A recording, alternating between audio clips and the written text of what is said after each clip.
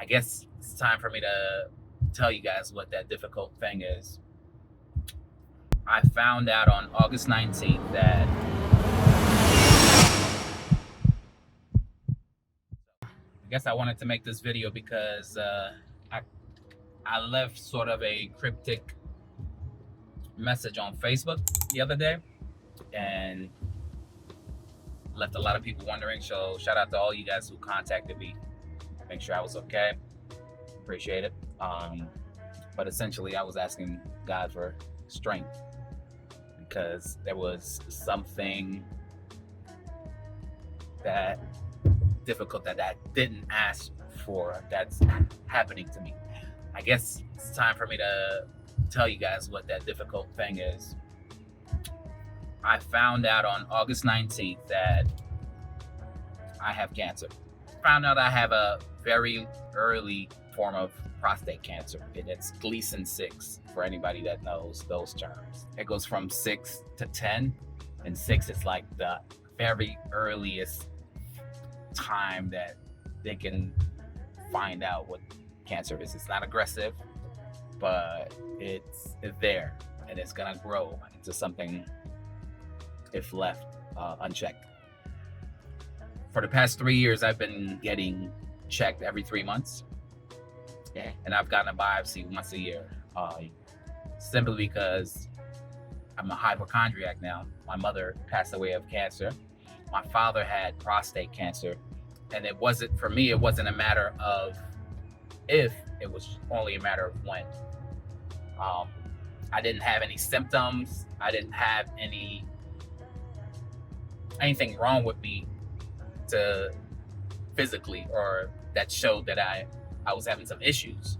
It was simply because I went to the doctor and got a routine check, and they saw that I had elevated PSA, which is like your prostate levels, and it was a 4.0 something 4 point, and cancer is at a 6. So at 42, you can imagine having a PSA of 4 rose some alarms, and that was the reason for the quarterly checks, and that was the reason for the annual biopsies. I have to say this though, brothers, go get yourself checked.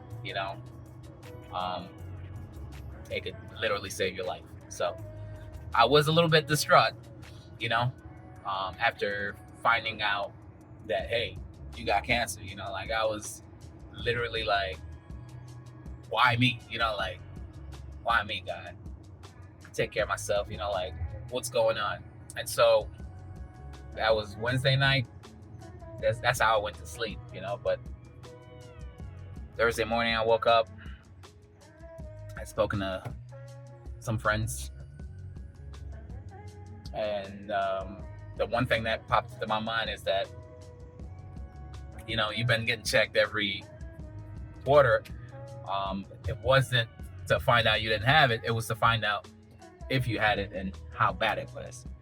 And God reminded me that, we caught this thing so early that, it gives me a great prognosis, essentially, for the future. It came to my mind that, man, I wish my mother had the opportunity to get an early diagnosis of her uterine cancer. She would still be here with us if she did. So don't take it for granted. I was down and out about it, but I realized that I'm extremely lucky. Doctor said that if I was 65 or 70 with a Gleason 6 prostate cancer, they would just say, go live your life. The chances are something else would take you out before the cancer does. But because I'm 42, the recommendations are also, you can leave it alone or not do anything for a little bit, and which isn't really an option for me, or is to actually get my prostate removed. The thought of getting my prostate removed and the side effects of getting your prostate removed is, like leaking, not being able to hold your bladder. That's one. 2 is you know, as a man, not having access to, you know, the erection, you know, which is very important for a man, you know, like, and to me, I was more worried about that than the you know, getting cancer. I'm like, well, I got cancer, it's not serious, but man, am I gonna be able to have sex with my wife? And that was the thing that really got me, you know, like, and my doctor assured me that because I'm younger, I can bounce back a little bit better and faster than most as a man, you know, like, that's a very important part, you know, like, I'm not at the age where, I'll be honest, that sex isn't important for me, you know, it's an important part of the marriage, you know, covenant, you know, being intimate with your spouse. And so, you know, that's really what was weighing on me. At this point, man, I'm just gonna leave it in God's hand. That's really what I wanted to share. Literally sharing because one thing I noticed as well is that not too many people are talking about these things, you know, because when you're going through something, honestly, the best thing is to find like inspiration somewhere or somebody that's gone through it to just speak it to you to figure out, hey, what does this look like? You know, what will this new step look like? And so I'm sharing this simply because I want people to, I'm not trying to be an inspiration, but honestly, I just want to open conversations about men's health because that's very important. A lot of guys, we go without getting our health checked and thinking that's we're doing the best. So, brothers, once again, I make the plea to you: do your annual checkups. I'll be speaking a little bit more about this, about my findings, so that I guess other people have questions. Feel free to ask.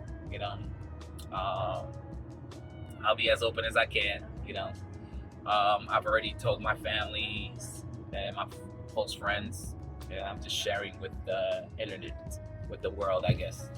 I haven't told my kids yet because, you know, the surgery is gonna happen sometime towards the end of the year, and I don't want them to worry about it. They're little kids, and sometimes they can have anxiety about it. So if you know my kids, please don't mention that to them, please. I'll be the one we will be the one to break the news to them. In any case, but that's why I wanted to come here and share. Don't feel bad for me.